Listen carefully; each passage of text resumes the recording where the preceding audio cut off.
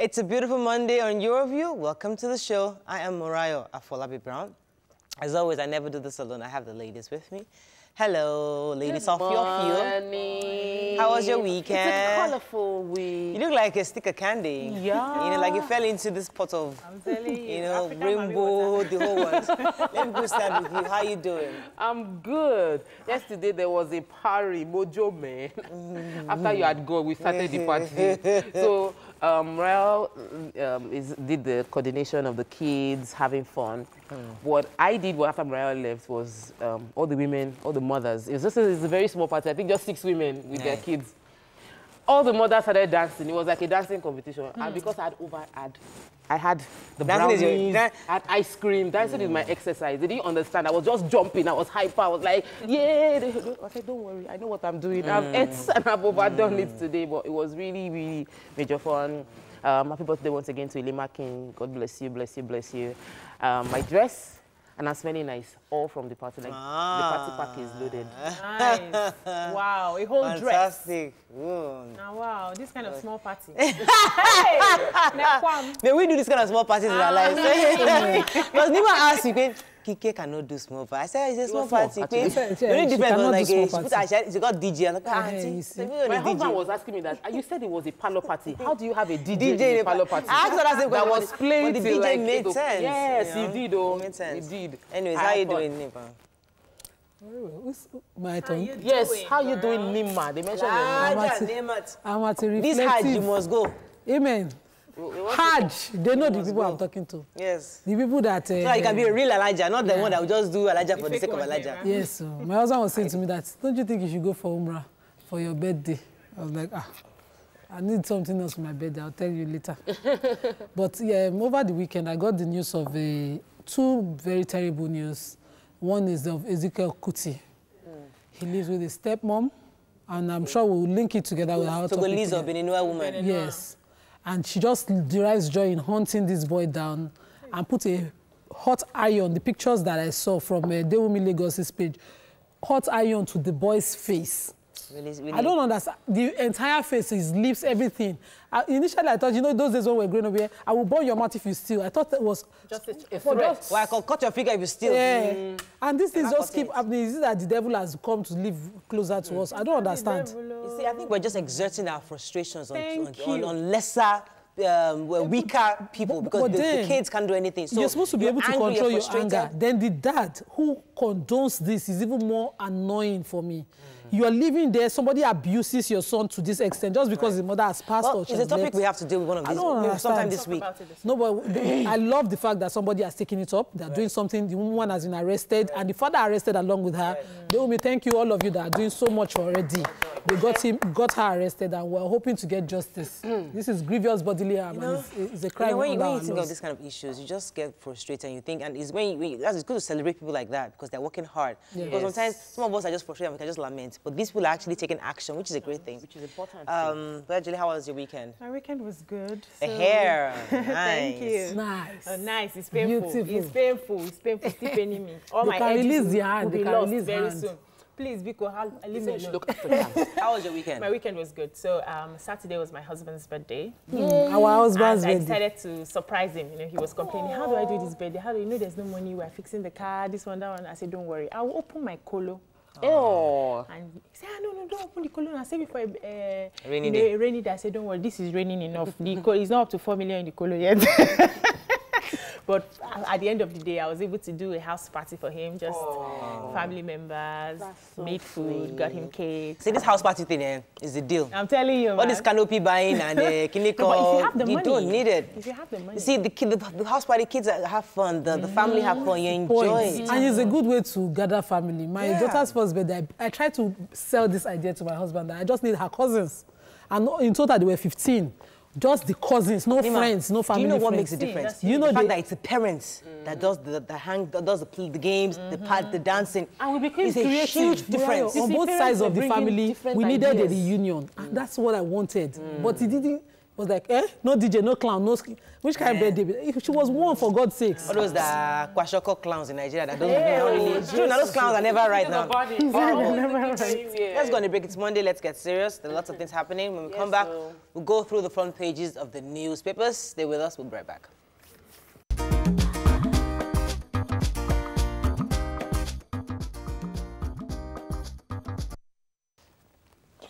Welcome back. We're going to start with The Nation. This football guy, Ronaldo, looking like a piece of cake. Anyway, Buhari governors join forces for Lawan Gbajabiamila. Federal government sues NNPC, Egypt Shell, NPDC. Ganduje to stay action on probe of Emir Sanusi. JAM stakeholders meet on cutoff marks, and YCE to government overhaul security architecture. Okay, so I read the story concerning the governor of Kano State. According to the story, I think we were told last time that the current chairman of the NGF, Governor Fayemi of Ekiti State, Dangote, Aliko Dangote, went to a meeting in actually the governor's house to make it as private as possible, to get him to stay action on all the probing of the emir. However, the courts would have to be the one to either dissolve or not dissolve, uphold the new emirates that have been created. But currently, he's been appealed to stay action. That's pretty much the story. You know, he was told also to stay away from discussing political... That's the emir. Yes, the emir has been advised to stop discussing politics, stop political comments, and he won't be prosecuted. So my worry is, if indeed he misappropriated 3.4 billion, suddenly because two people came to discuss with him, and the issues have been, you guys have decided not to fight each other again. The crime is no longer a crime. So who loses? Or what? You know, who loses the people? You know, we need to. We should stop using people's criminal record if you have it. Hold on, it's a probe, and he's responded. He said since he took over office in 2014, I think. 2014 to 2017. He has not even gotten up to over a billion. I think at 1.5 billion. So there's a response. That is action on its own. But the effort of these parties to mediate between the governor and the emir to save the face of the people of the embarrassment. The embarrassment around it. So we spend money. The probe is together. No, they didn't put a no, there was a probe. Probe for the investigation. Probe together. That's how they got the fund that he's had access to 3.4 billion. And now we are not going to say anything concerning that one again because they've now mediated. No. We just reviewed what the paper said. Let's move on. Okay. Who's the NNPC? Yes. So there's a legal battle that the federal government has just gotten into. Decided to sue NNPC, Ajip, Shell, and MPDC, saying that they do not remit their taxes and royalties. As a matter of fact, they confirmed that Ajip has been paying certain taxes to and royalties to NNPC, which NNPC has been diverting. So the case is in court, Federal High Court right now. On the remittance and diversion to even private accounts? Yeah, private accounts. So anyway, let's move on to Punch. That's why we need probe. We need serious probe. But you know, in Nigeria, we have seen that probe doesn't, you know, when they do meeting finish, the probe will be swiped away. So we need our ICPC when you decamp to another party, all your charges are forgiven. Moving on to the Punch. Correct. Battle for Senate presidency huts up as Lawan Ndume meets PDP senators-elect. Picture here, Ojo, Lagos Badagry Expressway. Goodness me. Yanoba. That's market. Okay. PDP attacks APC over Dubai trip for Osun local government chairman. CBN blocks alleged smugglers' accounts. Man chops off 11-year-old boy's wrist in Lagos. That's our hot topic, right? Yeah, so we'll talk about it later. Ajimobi commissioners, others went away with many government vehicles, says Oyo government. Oyo governor, actually. Road drops Iheanacho. Ajayi names 20 deputants for AFCON. States of that's Osun University Teaching Hospital. Olabisi Onabanjo, yes. Okay, worse than deplorable, says governor. And Saraki donates severance allowance to Leah Sharibu's family and others. Let's start with this Dubai trip. Picture story, please, the picture story. Go ahead. May I just doff my... How did they talk the English? Doff my hats for Punch for doing this report. So this area of Badagry Expressway, I can dash you the matter for free. Anybody should sue me. They've forgotten us there. There's no Loma there. Just take a drive from Autu all the way to Yanoba. people deal with their waste the way they like. And an epidemic is about to happen. When it happens, if imagine we had a Lassa case, just one in that area, what will happen? That's the situation on a daily. Who do we blame now? Who do we blame? So, over to you. Governor Sanwo-Olu has visited us. Please also look into our waste management. We need the local governments who are in charge of the waste collection to please help. That's the state of Yanoba. The people are selling there, yes. But if we had a proper collection, waste collection point, it won't be that bad. Lenwe. Yes. Loma. Yes. Maybe they've taken it from Visionscape. Yes, Yes, you don't give them peace on the show. Since the day those people took over, those people that you are defending, that's the situation. They have not come back. You didn't give them They have not come back. But when you take a drive, let's move on to Dubai. Let's move on to Dubai. Other states in this country. Dubai, yes. So, or your states. No, Osun State. Sorry. The PDP is holding Osun State accountable after they declared to send all local council members on a 10-day trip to Dubai. 68 of them. So there will be 68 people from Osun State visiting Dubai. This is a Osun State that has been unable to pay salaries until the middle of the month. On a consistent basis.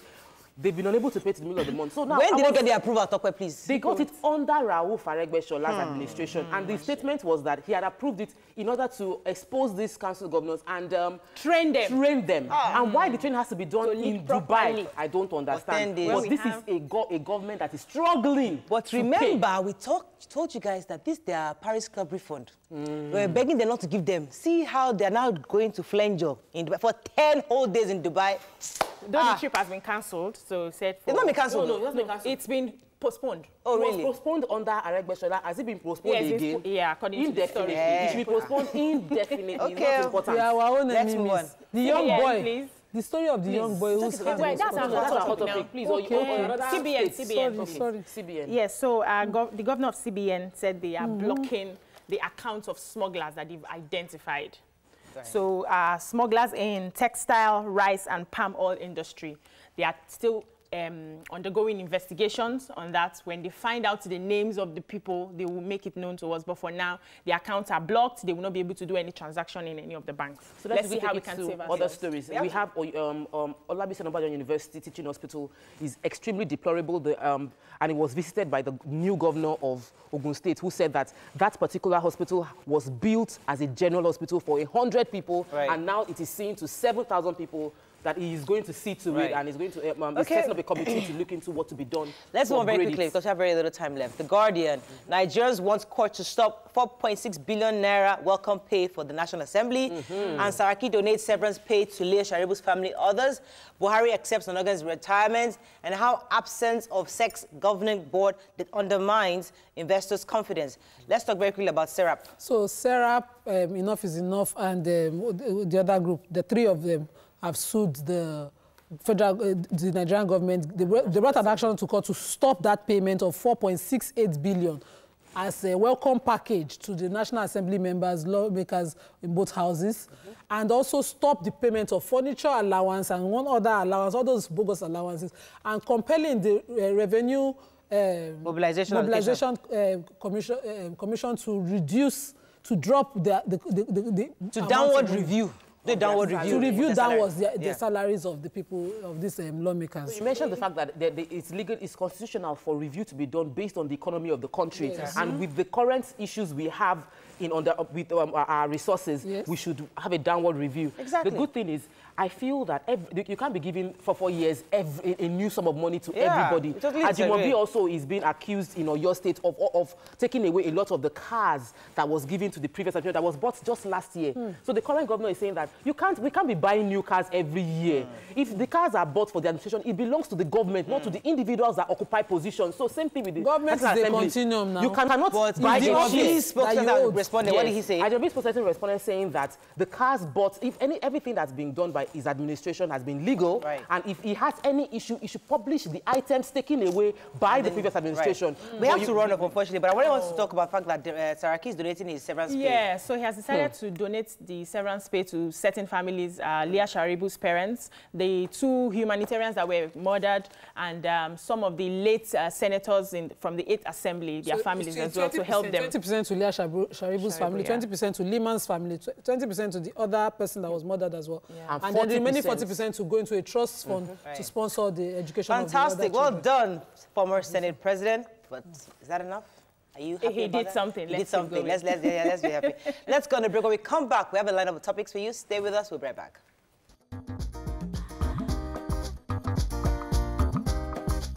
Stay tuned. Your View will be right back.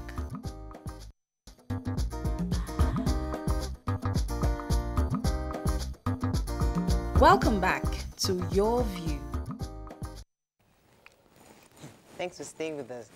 Just last week, the Kaduna State House of Assembly passed a bill into law stating that pastors, imams, are to get approval before preaching in Kaduna State. The law further stated that any person who plays religious cassettes or videos or uses a loudspeaker for religious purposes between the hours of 11 p.m. to 4 a.m. in a public place is committing an offense and shall be convicted and be liable to imprisonment. Now, what are your thoughts on this? You can call us on 070-8066-8014. You can also tweet to us at TVC Connect. Please hashtag YourViewTVC so we can read your tweet. Okay, so when I read this bill, and I always think of this Christian Great Commission, we have to go out and preach the gospel to the world. Wow. And it's almost as if this instruction is getting almost outdated in our times, because you can't really do much anymore like you used to back then. There's something called a vigil. A vigil is part of the system in a church. You have to, in fact, you resume at 11 p.m. and you close at 4 a.m. That's the exact time. Are you saying that we can't have vigils again? What exactly is the issue? Well, the angle you're taking this thing, you're changing my position. Yeah, please find your position. Okay, so for me, I feel strongly that this law is a mumble jumble of good and bad, and has been passed right now. If implemented holistically, it would both be favorable to some parts and then detrimental to other parts. So I feel strongly that religion should be regulated. I've said that here, that the government needs to oversee the position of our religious leaders. We shouldn't just let them be.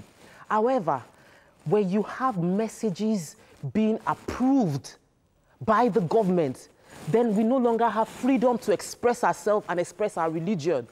When the religious leaders are contravening, going into, so I feel like it should be monitored. So there's a process where if you say anything that is seditious, or you're preaching violence or preaching hate messages in the pulpits or in your mosque, yes, there should be a law to prosecute such messages. But you cannot ask spiritual leaders who are supposed to receive their spiritual anointing from God, and as they receive it, they download it, should now be subjecting messages to approval of the National Assembly. For the 11 to 4 p.m., I totally agree. For the past 2 weeks, my parents have been complaining that the church behind them has not let them sleep based on vigil every day. So did it stop your... I don't think they're trying to regulate the messages. They're just saying take permission. You can preach, but take permission before you have to... 11 to 4 p.m. is not for you not to gather. It's for you not to spread your noise to other people. Let me lay foundation. Playing messages that is pushing if you are pushing an ideology that is not approved by the government, because they realize that they're trying to curb what they have. So the law actually has a lot of goods inside, but it has bads too, and we cannot just... The bill, is it a law? The bill. Let me come to It's been passed now. Yeah. It's been passed before the House. Right. Okay. So let me lay foundation. There were religious crises in Kaduna State that warranted the House to look into putting a law on ground to curb the mischief that was rife in the community then. And religious mischief was rife. So you have a certain person, the same religion that you understand, preach it, explain it wrongly, and what will you call, tell people to do things that are not on that religious basis. You will have someone come on a basis of knowledge and wonder how those people do those kind of things on both religions. Now, so they had to put a law on ground to curb this, and that's why they have a board. What the board does is that for Islam, for instance, now, attaining religious leadership in Islam is totally the most strongest requirement is based on knowledge. So a person that is not a calling alone. You have to have strong knowledge of the science of the Hadith, the science of the Quran, the science of Usul Fiqh and everything before you say you are an Imam. You don't just come and say because I've gone to one Egbe, which is why I will not claim to have knowledge. So when someone like me is saying something and I'm not saying verbatim what the Quran says, I can't even reach a new jurisprudence in Islam as I am now. What you see is have some people just come up from anywhere and say, I have reached a news, I'm the alpha, and you have followership. Okay, Nima, I get the point that on that basis. I get the point. You need a board. Right. The board's job is to certify a person as having qualified to hold that position. Very clearly. No what I'm saying is that where does it stop though? Exactly. Where do we now draw that line? Because a thinner line between getting that board that approves to actually be the one to impose and say, no, sorry, you are not qualified. What determines that qualification? So Let me come to you. I feel the law is absurd as far as I'm concerned. It violates the constitutional rights of every citizen of that state, which says that you have a right to freedom of worship, right to assembly, right to your religion, to express your religion. It's a violation of that right.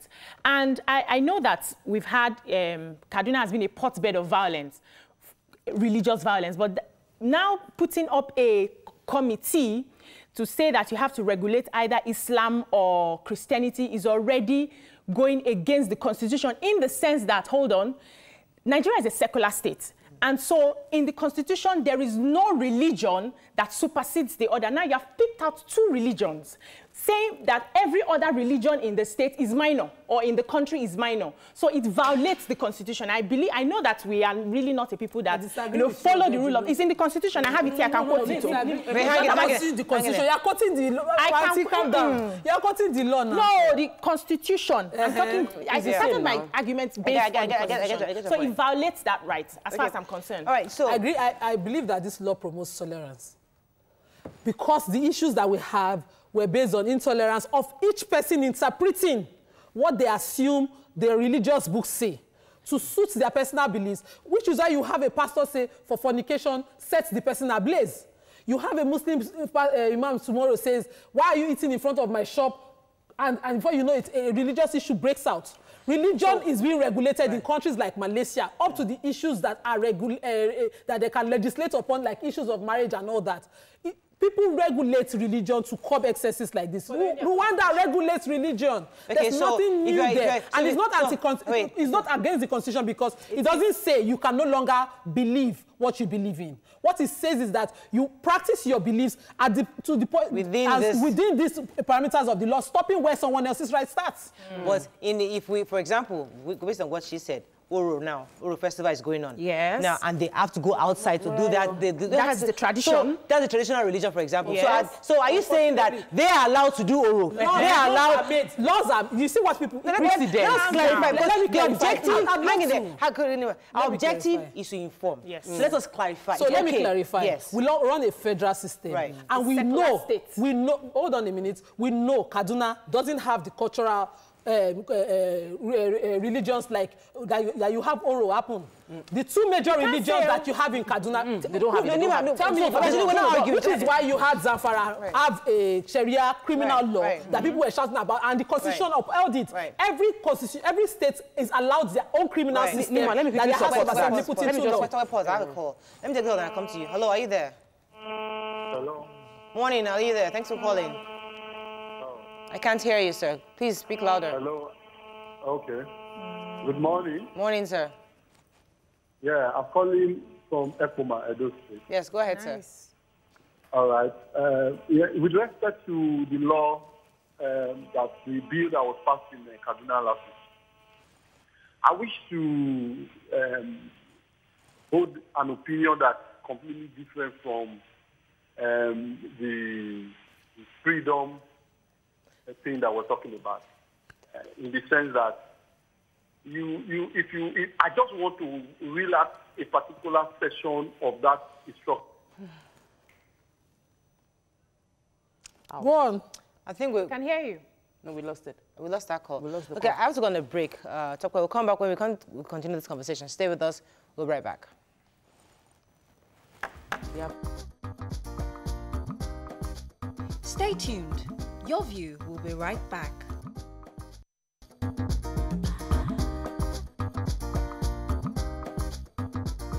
Welcome back to Your View. Thanks for staying with us. So we're still on this issue of the House of Assembly in Kaduna passing a bill concerning issue of religious regulation. Tokwe, you're going to say something? So what I wanted to say is the bill is in response to a crisis on ground between two religions. So there's no need to bring in a third religion if that religion isn't constituting a problem. The religious constituting problem for them within that state now is information from... It can be seen as discrimination, but that is the issue they have, and they're addressing an issue. I feel that every religious leader, even if you have only 3 followers, a person can cause major havoc in a state, must be held accountable for everything they say. And they must be made to understand that these are the guidelines that you don't preach this kind of things. But my worry is that at what point do we now become a state that does not allow free speech and ability to express one's opinion because we are trying to guide and prevent violence? So there must be it's a good law, but it's not as holistic as I would love it to be. So we shouldn't even allow it at all in the first place. Allow what? Allow the government to get involved in issues of religion. Oh, no, even in that situation. Yeah, I can't believe because because if we, where do we draw the line? Nobody has answered that question. At what point, how do we ensure what is right and what is wrong? They are drawing the line. Because I'll come to you now. I, as a Christian, for example, I have a great commission that I must preach the word wherever it is. So it is my own instruction. I am led by that. So you're now telling me, because you are the governor or you're the House of Assembly, telling me, oh, I cannot preach my own. You are telling me, you're disrupting my beliefs. I remember just in the house when we had the couch about how I boarded the bus and a woman had given me a pamphlet and I said, no, thank you, because I know I'm not reading it. Right. No, thank you. And she took offense. She followed me into the next bus. She followed me all the way and almost fought me up to beating points. Right. Now, that is the line. And you need a law to regulate and draw that line for you that as much as you have a calling to call people, it is the person I want to be called. Right. I have a right to my peace of mind, which I have paid for in a public place. What that lady did, a public place. What that lady did was wrong. Preaching the message is right. What the government needs to deal with is not your preaching of the gospel or preaching Imam or Islam. What I feel the government should deal with, the real issue, is when your message is tilting towards hate and tilting towards killing somebody else and causing violence. That is the thing we're against. If you play your cassette and your cassette is saying that love your neighbor as your friend, love your neighbor, that is not a problem. But if you play your cassette and it's stopping my ears, no, that is you see, I'm not in Lagos, they have compelled all religious houses to have soundproof. Yes, you as my friend can preach religion as part of your duty to call. You can preach to me and I can say, Tokwe, thank you very much. Just respect my faith. And look at, thank you. That's in privacy. So in any public places, I am entitled to my peace of mind. So, what I'm hearing is that let's just respect each other. We don't need the government to regulate that. We really don't, yes. I would say that the government shouldn't dabble into religious affairs. You have a law that guides the land. So whether the person is a Christian or a Muslim, if you fall behind, you will be penalized. You'll be penalized for that law. So it doesn't have to do about religion. How do you even listen to the cassette to know what the cassette is saying? That's what How the do you body is define for. the hate speeches? So you can dash what the body is for. You can give it to me and I choose to hear it or not. Yeah. You can give me the cassette and I choose to hear it or not. It's your choice. You can give me a pamphlet and I choose to read it or not. That's the line. Yes. That's what the line is saying. Yes. But when you decide that because you will not play it at home, I will play it. Put a public speaker. I will deafen you with that can be reduced. That's what the law is saying. So what I'm saying is the government legislation should not be on the message. It should be on the negative impact of... Because the reason for this law is not the noise alone. You can deal with noise pollution because of everybody's peace. But the reason for this law is because there's violence in Kaduna State consistently across religious lines. So what you are dealing with is not the message. I believe that we shouldn't preach any negative message. I think I have a call. Morning, are you there? Debo, are you still there? Hello. Thanks for calling. Go ahead, please. Murayo, good morning. Morning. Good morning. Yeah, this topic is interesting. And my own contribution in this regard is that all of us, all well-meaning Nigeria should support this governor. We know the trouble in this state in the last 1 or 2 years. We wake up in the morning, we will be hearing that 100, 200 people have been killed. Now, everybody is saying the governor is not proactive. Now, they have taken another step now to control this activity of religion that is causing the problem because it is investigated. And they found out that that is the main problem. And Kaduna, when it comes to matter of religion, that's not the first time this trouble has been coming. Now, they are taking action. And we are still saying this thing should not be done. Let me say one thing. There is no activity of human beings that must not be controlled. Business, anything, activities, movement, look at the children in the house. If you don't control them, they will go haywire and there will be problems. Right, okay. So let's see how this thing will take the state of Kaduna. Right. If this step that is being taken will help, fine, let's support him, please. Thank you. Thank you very much. Let's take a few tweets, then we're just going to break. You have tweets. Black Infra says, the passing of religious bill into law is a great one. My opinion is that the imam and pastor should be screened before being offered license. Kaduna is different from other northern states, and any crisis is being diverted to religious crisis, or it escalates to other parts of the state. John Chin also says, preaching is an instruction from God. Therefore, the government should not ask preachers to come and seek approval before preaching. Ubong Johnson says, the law is the law. We must abide by it no matter the religion. At least as Christians, we are taught to give unto Caesar what belongs to Caesar. I don't think the law is against religion. It's more on the peaceful existence of Kaduna residents. And he says, in Lagos, religious houses have been compelled to install soundproofing. That's quoting Nima. Really? Magodo Central Mosque hasn't heard, though. We are still suffering in silence here. Let's go on a break.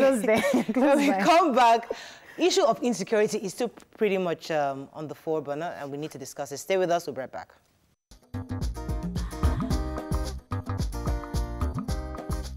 Stay tuned. Your View will be right back.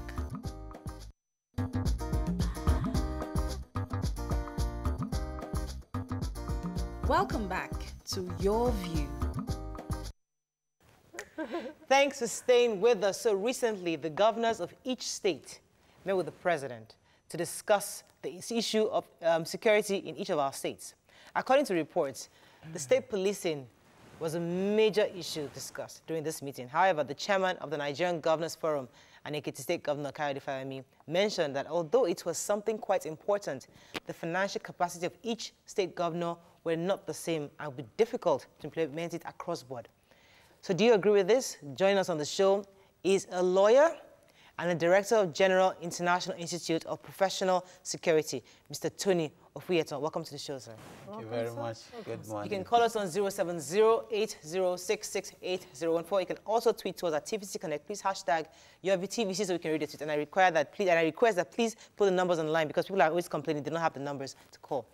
Right, before we even get into the issue of state policing, if it's important or not, let me take you back to this bill that is being passed by the House of Assembly in Kaduna State. Do you agree with it? Do you think it's trespassing on our religious beliefs, or I mean our human rights, our rights of expression, rights of assembly and all that? Do you think it's trespassing on that? Well, I think I've not actually read the bill, but from what I've gathered from discussions and the reactions of people, antecedently there's a major crisis in Kaduna State, and the crisis is based on religious disharmony between the Christians and the Muslims, basically the southern Kaduna and the northern part of Kaduna State. And unfortunately, I think that the major challenge that the governor will have is that he is a Muslim and is being seen to be somebody that is a very sympathetic or an engulfed, not a liberal Muslim. So no matter how genuine the intention may be, his person, his previous relationship with southern Kaduna would always come to play. That will give the bill the strictest interpretation. And that will always be a problem when it comes to implementation. So if you ask me, I would tell you that it's going to have a major problem. There's going to be high level of resistance, and there's going to be high level of disobedience. And don't forget that anything that has to do with religion is more than issues that you talk about pure legislation upon, without first of all laying a foundation of proper education. you must first of all lay that foundation. People must know the reason why this legislation is coming.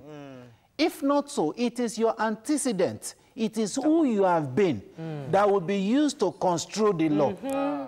And that will be the problem I envisage in Kaduna now. Exactly. I would not be shocked if after this he assents to the bill. Now, after that, pastors will still come out to still go about their normal businesses. And if you apprehend any one of them, it will not be the beginning of another crisis. And the reason is because they ought to have done a proper mass orientation, lay solid foundation. Let the people be part and parcel of the bill before it is passed. Fantastic, fantastic. I think that's I think you responded well to that. We have to move on because I really want us to deal with this issue of state policing. Now, everybody's talking about it. Pretty much, it seems that everybody agrees of the rationale. They agree with the rationale that is required. However, there are issues of capacity to execute. That I don't have the money. I'm a poor state. I can hardly pay salaries. How am I going to do this? So, other than us saying, why don't we have regional policing, where a certain region is policed by a certain... So, what do you think is the right approach? Because sometimes it seems our governors or our leaders are totally bereft of ideas. They're not sure how about to go. They know what to do, but they're not even sure how to go about it. So, in your own experience, what do you think should be our approach concerning this issue of state policing? I think we should look at what state policing is all about. State policing is basically a domesticated policing system. Right. And if I just have to look at a primitive or preliminary definition of what the concept of state policing is all about. Now, if you look at it from that perspective, then you want to ask yourself, apart from bearing arms, is bearing arms the central concept of state policing? If the answer is no, that simply means that it will be lazy for anybody to say that we cannot afford it. Now let's look at it from that angle. LASMA is there. Lagos State Safety Neighborhood. Sokoto State Marshal is there. Isbao in Kaduna, they are there. Now, in other words, almost all the states as it is now, they already have a form of our similitude of state police, and they've been paying. So the problem now, is it the money to purchase the arms? That is the problem. Or the money to train, or the money to kit? Yeah, that's part of it. Now, because they do need to... No, you see, if it is the money to train, the money to arm, or the money to kit, naturally, the government as it is now will have an omnibus central fund pool. Exactly. All the police that are in the country today are from different states. First of all, the first experiment is, first of all, deploy everybody to their state of origin. The money still comes from the federal government. Now, that is a first preliminary approach to it. Then the governors have security votes. That is one. Secondly, now as we speak, most states fund their state police. Already? By donating vehicles. Every week they have security reports, and they also make sure that they mobilize for fueling, for so many other things. Who's kidding who? Exactly. I'm just concerned because we've seen how politics is handled in this country. And our police, the majority of our police, aside from the state LASMA and all those ones you mentioned, are controlled from the federal. Now, when we begin to have state police, the power is so much in the hands of the governors because they determine who is recruited, they determine who is deployed to where, and they have direct access for control. Now we have politicians who are self-serving. If anything happens, they will use those people that they have recruited to work against the opposition party. And that means that opposition will not have a say at all in a democratic system. How do you think that this state policing, we can have state policing without having this issue, considering the nature of our politicians? Well, I think that, like she just chipped in, it's already in existence. So there is nothing to fear again. It's already now, look. If you are an APC governor, you have the federal military might, the federal might. Working for your favor. Working in your favor. if you are governor for PDP, you are on the opposition already. And that is what is playing out absolutely as it is today. So there is nothing spectacular about it. In short, that to me is a contemporary lazy man's argument. Let's drop that. Let's ask a question. Is it right, in view of our present security challenges, all terrorism will strive with the assistance of domestic influences? Yes. Very true. I said it in, I think, some of your other programs on this channel that, look, the traditional system, traditional rulers, the elders, the emirs, and the like, they know their forests. They know where the hideouts are in the forest. They have hunters. They know the geographical map of their area. They also know the boys that are miscreants, armed robbers, cultists in their domain. But they cannot function except you have a community policing. Community policing cannot succeed under a federal system, but under a state policing. So, my question, sir. I hope you understand. Yes. My question, sir, is now that when we know this can work, we also had the president give a statement last week that we should go and implement. And then a few minutes later, another statement came that wasn't what the president meant. This is what the president means. There is the sniffing of cabal that don't want this to work. What do you foresee is the reason these people in power are not allowing this obvious solution to work? Right. Now, you see, if I give a very, let me take it from a very remote perspective. Terrorism. There's what we call the sleeper cell in terrorism. And what sleeper cell does is that they nexus with, or they are part of the government. And because they are part of the government, and at times so powerful, now they look at each policy from the level of how much it will affect the activities of their cause or their agenda. Right. Now, if it would have a negative impact on the long run, you will see a stronger propaganda against it. Look, whether state police will work or not, if majority of the people in a democratic setting says, let us go the way of state policing, if it doesn't work, governance is continuum. If it doesn't work, we revert back to where we are coming from. We've practiced state police before in this country. And at a time, it was like, okay, why not let's come together under a federal policing system. Now we are all saying that, okay, there's a problem with this. It's not working the way we want.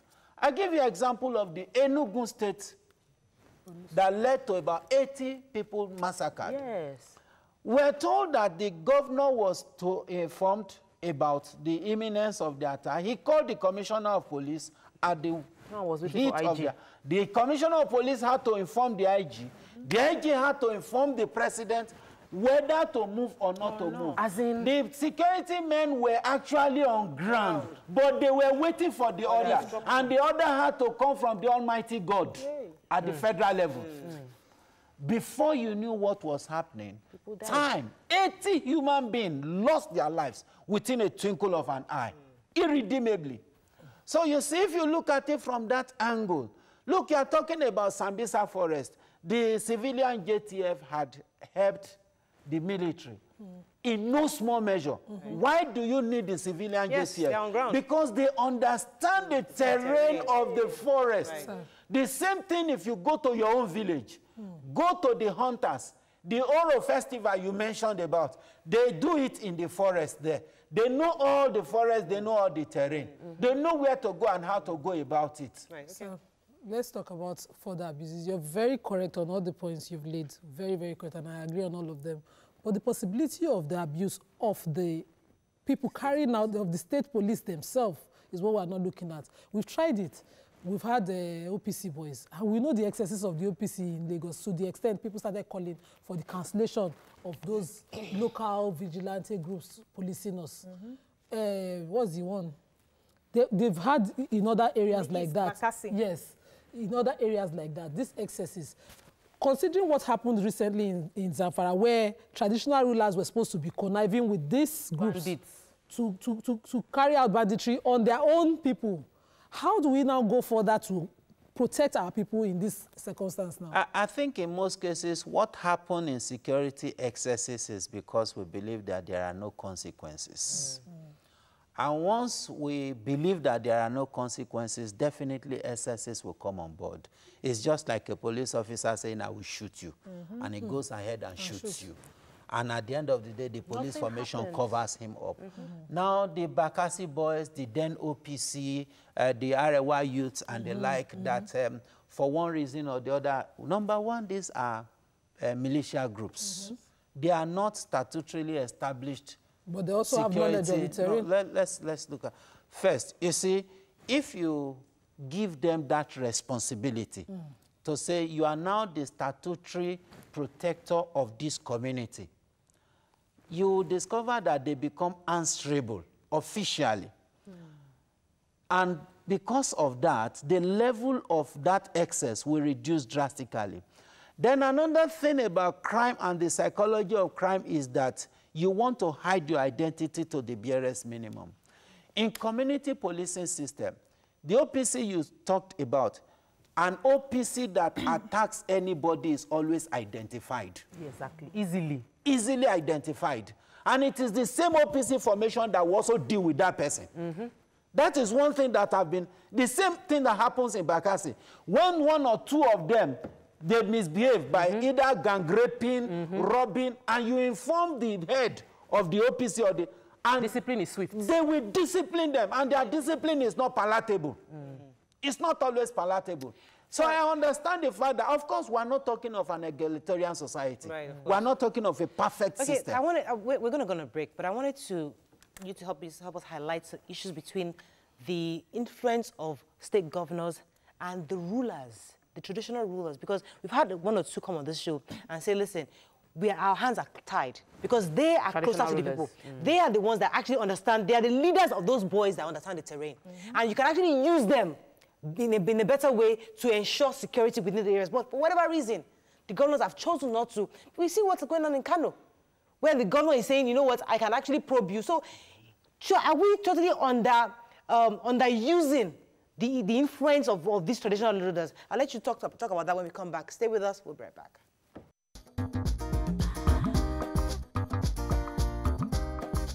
Stay tuned. Your View will be right back.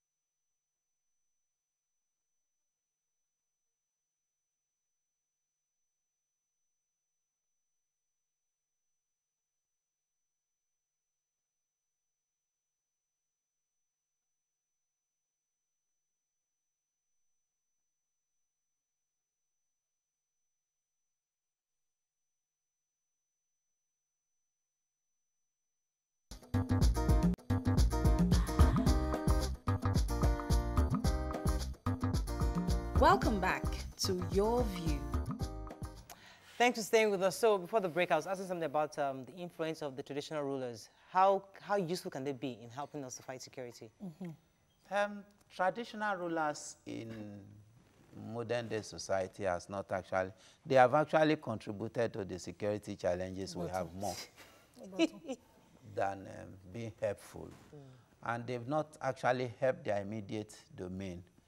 Most likely that is the reason why the government and people don't really look in their own direction. They can use the office for good, but you discover that what they use it for in most cases is land grabbing. They have their own militias that would go and be going from one land to the other, land that had been bought even before he ascended the throne. He wants you to buy it all over again. You want to build, bricklayers are coming and they will pack your things and take it even to the palace of... And some obas have the effrontery to even put a brand, all this pong and the like beside one side of the palace and begin to tell you how much to pay and all those stuff like that. So if you look at it, that they have actually reduced themselves to being, you know, godfather to miscreants and the like, it makes security harder. Yes, and you also look at some of them, not all, some of them, their children are even worse. Their children are, you know, involved in cultism. You go to field, you see their children smoking in their hem and all those stuff like that. Let me go. So you know, I know that we have a problem of ethnicity in our country. That's one reason that we do not see ourselves as Nigerians. You hear an American, whether from Texas or wherever, we say I'm an American. That's the first thing you hear. But here, I'm more tuned to, you know, align with somebody who speaks my language, who is from my place.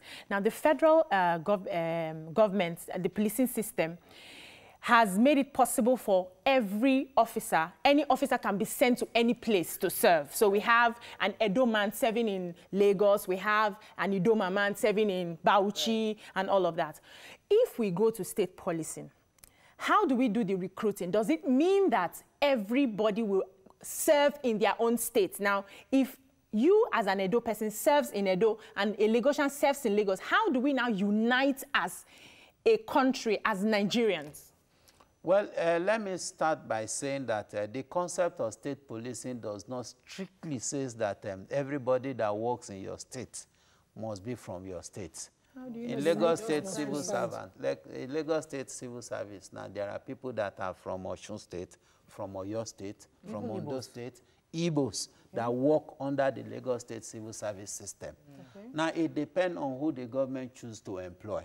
So let's leave it at that No, we're level. not leaving it. I know why. Now, wait, you know why I understand. Predominantly, they will be from your state. Predominantly, they will be from your... But, you see, there is no way you won't also have a federal policing system. Because, yes, at the same time, you have the FBI and you have state police, you have CIA, you have state police too.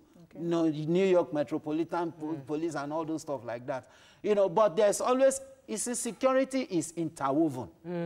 Be it state, be it federal. SSS, Army, and the like, they all work in synergy. There must be a symbiotic relationship.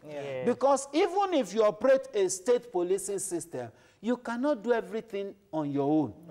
Okay. Let me take this call. Morning, are you there? Hold it for a while. I'm there, Mariah. Good morning. Go ahead, please. And good morning to your guest, Mr. Okoye. Good morning, sir. Mariah, let me begin by saying that what I revised did in Kaduna State, for me, as a Muslim, and then I support what the governor did, because he's one of the governors that is always being proactive in anything that is happening in his own state. I understand Mr. Okoye. Mr. Okoye did not condemn what he did, but he was trying to let us know the kind of person that he is in time, because he says that it is not liberal Muslim. Yes, but let's look at what is happening in that state. He was trying to make sure that he secured the state. There's some, Nima will understand what I'm about to say, that there's a murakab. There's some Muslims call themselves Alpha, but they are murakab. They don't know anything. And then they will go to the mosque and then begin to preach what it is not in the Quran. So that is what the governor is trying to do. But come to state police, I always follow Mr. Voyant. I don't know, maybe the government of the day, they are listening to this gentleman in the studio. Because If Mr. Ovoyatan appear in any fora, any studio, he always giving the government of the day the direction to go. But I don't know, maybe they are listening. Let me give you a typical example. He mentioned the Obas. See, the Obas, they know how to police their environment. But they can never do it if there is not any state police. But Mr. Fayemi of Ekiti State was telling us that they don't have money. Let's start from the state that has money. All right. For Thank example, you very much. Lagos State, Port Harcourt, another state that has money. Let's know where we are heading to. Right. We cannot continue like this. And then you must say something earlier about all this. Yakub, I have to go. Thank you very much. Yakub, he has answered the money situation. There's already money being paid to police officers as it is. But we have another challenge that, following from Obiajulo's question, if we decide to send every state, every police right now to their states, some states will definitely have this overflow of people that they don't need, and they can't just sack them. Because I remember Osun State saying that when they divided Oyo and Osun, when they split those different states, you will see that some states will have all the staff, or majority of the staff are citizens of a particular local area, and then that state to be forced to pay salaries of more people than they actually need. It is a problem we must have. It's going to be a problem. So how do you advise we mitigate this? That for some states that will feel like, Edo, we have too many police officers, we don't need all of them, what do we do? How can we solve that problem when we say everybody go to I your states? think that it simply means that there have been problems from the foundation. Because if you had followed strictly the rules of quota system, as it's supposed to be applicable, we ought not to have such problem. Do you believe in regional as a solution, short term? I don't see regional policing system as an option. I don't see it. I don't see it because I'm looking at a situation where we'll be, because if you look at the police formation as it is now, you have AIGs. AIGs are deployed into zones, and you have 3-4 states under one AIG. To what extent have they been able to perform to make the difference? So what is more or less like looking at it at that level.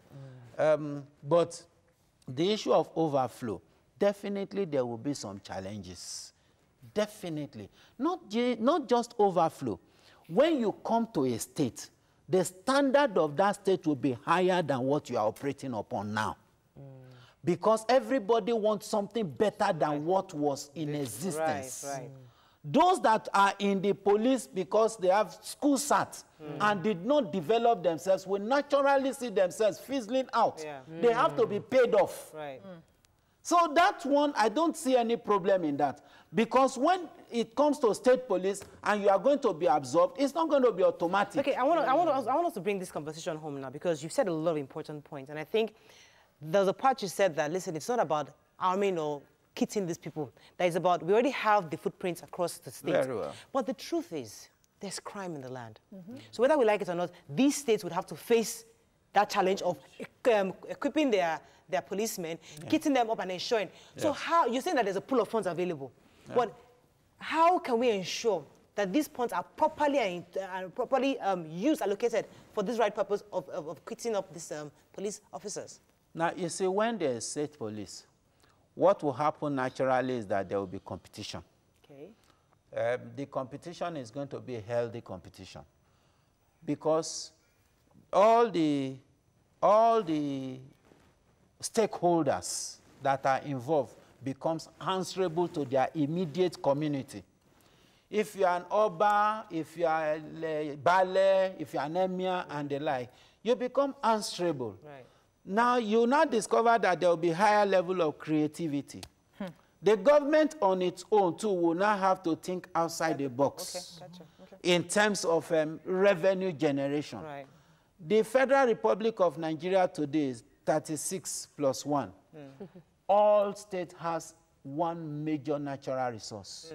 But because we all concentrate on the black gold, we are not looking at, if not for the crisis, Nigerians didn't know that we have commercial deposit of gold, not just in Zamfara, in Kaduna State. In Kaduna State, and they have the finest type of gold in the world. But you see, We are not looking outside all this. We're only looking at, is it talking a silt? Is it, name it. Every state in this country, we have what it takes to feed itself and sustain itself. And until you have such major challenge at times, you won't be able to think outside the box. Moving on, Mr. Laja, are you there? I am. Thanks for calling. Go ahead, please. Good morning to you, ladies. Morning. My own take is this. Almost every politician, starting with the governors, they have what we call their own militia. You remember what happened in Offa. The view is mine, oh, please take note. The view is mine. You remember what happened in Offa about the robbers who went with the plate number Saraki. They all have their own militia, every level of politician, including local government chairmen, including councillors. So I can tell you that the problem of local policing and so on is not a problem. I think our major problem is ourselves, our mind. The country gets the type of police it deserves. The federal police will work if we want it to work. Thank you. It is the mindset of the people. And until we change our mindset in every facet of our lives, we need to sit down and rethink. That's my own take. Thank you very much, sir. Let me go on a break. When we come back, we'll take some tweets and calls. Stay with us. We'll be right back.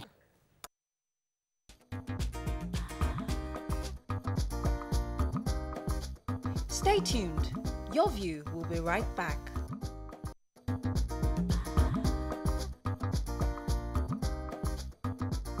Welcome back to Your View. Thanks for staying with us. Nima, you're going to say something? Yes, based on Laja's comments earlier, he talked about how it's possible that federal policing continues working, how it's possible that, state policing as well might work, but the mindset of our people is the problem. How sincere is government in this stance, those people advocating state policing now? If we find out tomorrow that their intention is truly to abuse this thing for personal gains, what can we do there? I think what do you call it? Canvassing for state policing is from the people, not from government circle. From government circle, they are not interested. They are not interested. And another thing is that it is a product of mindset that federal government as a federal policing system will work. I tend to disagree a little. If we don't have problem with terrorism, I will agree. But now that terrorism has not just come into Nigeria, I am finding it difficult to say that come to stay. I'm praying against it coming to stay. Now, it will not be the issue of federal policing alone. You understand? Now, if you look at Nigeria now, using the word under siege may sound very frightening. But if you look at all the nook and cranny of this country, the young man that is pushing wheelbarrow in your environment, the one that is selling pepper, selling all those stuff, security guard. You don't know where they are from. You don't know where they stay. If they cause crisis, if you have an altercation with them, within a twinkle of 2-3 minutes, they gather you. They will gather around about you. Right the village you want to run into, they are right in the forest there. On the street close to you, they are there. Either as your megad, the one selling. I don't want to go there because on my street alone, every day I see new faces. It's so scary. Let me just take this call. Sunday, are you there? Yes, I'm here. Go ahead, please, from Kano. All right, yes, from Kano. Thank you very much. I'd like to appreciate the guest speaker for his submission so far. It's been wonderful. Very quickly, I just want to talk about the fact that the issue of state policing is actually very important, because one of the things we also need to understand is that trust in security force and agencies are actually very paramount. So if I have a community policing somewhere in Lagos, in my area, for example, knowing that the person policing this community is probably my next door neighbor. It's very easy to instill trust in the people. And I want to believe that the reason why this issue was discountenanced in the meeting, the governors forum, is because this is symptomatic of a very bigger problem. And it's easier to throw it away than to deal with the bigger problem as it is. And then on the issue of funding, we know that these governors collect security votes and all manner of monies from that they cannot even we can't even begin to account for. So I really do think that if they do have the interest, they will enroll, they will go on board with this. And if they don't... Okay, thank you very much. I'm finding it difficult to understand, but it says something about trust, because when LASMA was created, eventually we trust LASMA. No, he's saying that if he's your neighbor, you trust the person easily. You know that the person is protecting you is your neighbor. See, my opinion concerning security policing is that Nigeria needs it just to domesticate our security system. However, I'm not sure we're ripe for it, because to curb abuse would be to trust the state assemblies, who right now have always been a rubber stamp. So it might seem like it's good, but can we take away from the fact that the structure on ground would not support it for everybody's safety? That we don't. Are we ripe? Yes. Are we really ripe for it? We are ripe for everything in this country, including the production of rockets. We are ripe for everything. What Laja said. You see, let's not be saying are we ripe. If you go outside this country and see, forget about the negative news you hear about few Nigerians. If you go outside this country and see the intellectual wonders Nigerians are performing outside the country, even at tender ages, you will be proud of your country. Unfortunately, we have a media that, is not propagating that area. It's only when you hear Nigerian convicted for drugs and the like that we push out. I'm asking concerning the state of assembly. But you see, state to check the crimes, to check abuse. No, it depends on the legislation. It is their responsibility to make legislation that is futuristic enough and protective enough. But like he said, trust is paramount. The LASMA you talked about, the truth is that we trust LASMA. We trust LASMA. And you see that if you have a LASMA as your neighbor, naturally you want to be his friend. Yes, so you'll be okay. Not for anything, you are okay. You are not, then compared with when you have a police as your neighbor.